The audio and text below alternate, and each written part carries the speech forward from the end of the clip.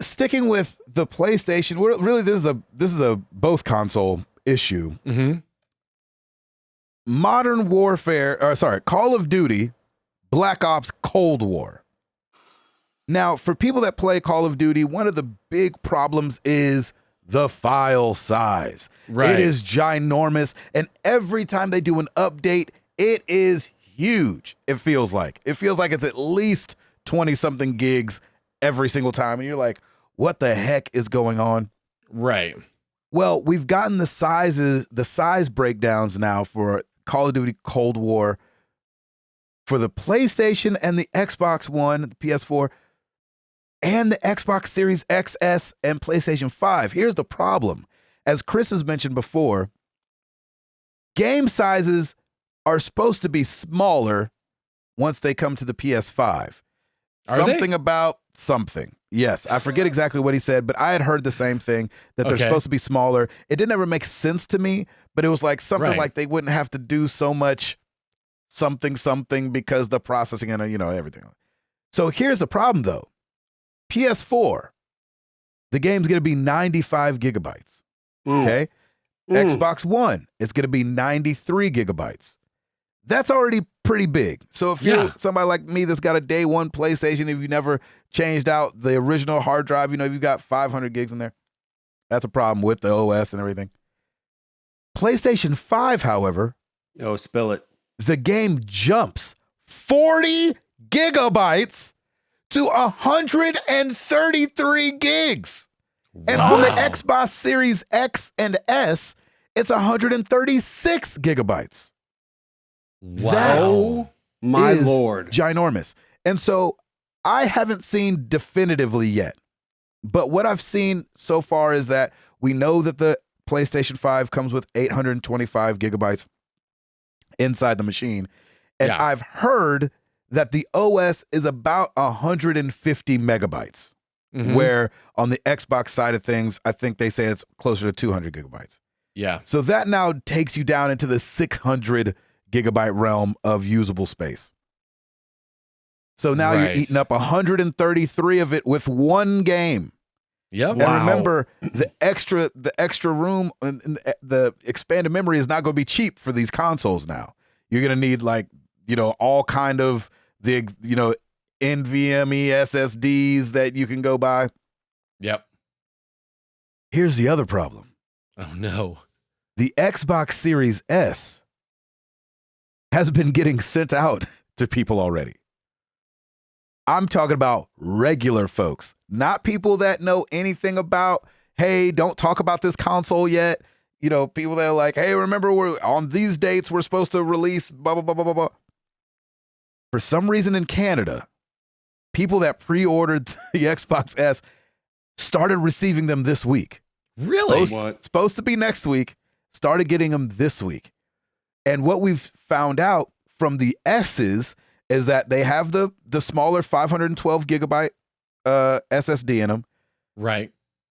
But then on top of the OS being on there, you only have 364 free gigs of hard drive space. Man. Call of Duty by itself is going to be 136 of it. So if you just do the math real quick, 364 minus 136, you'll have a 228 gigabytes. Good. Wow, and so dude.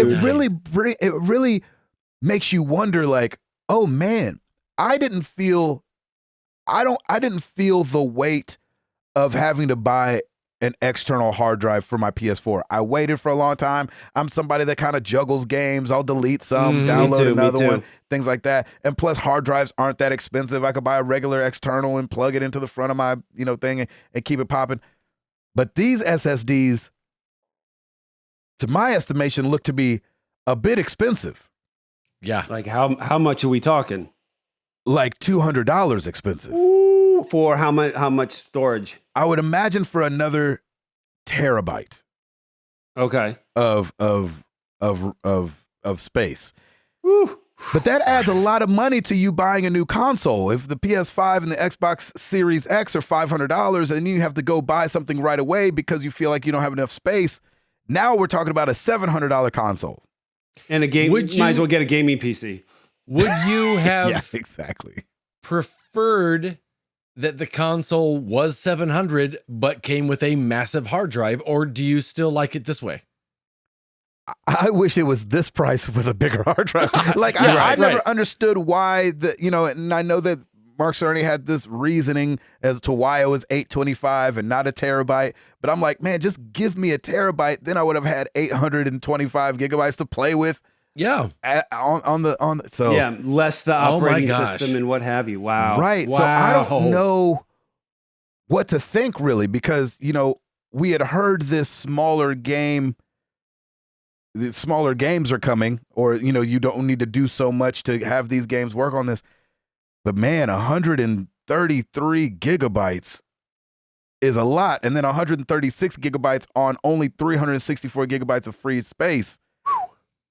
That make things get tight on your first game. Yeah.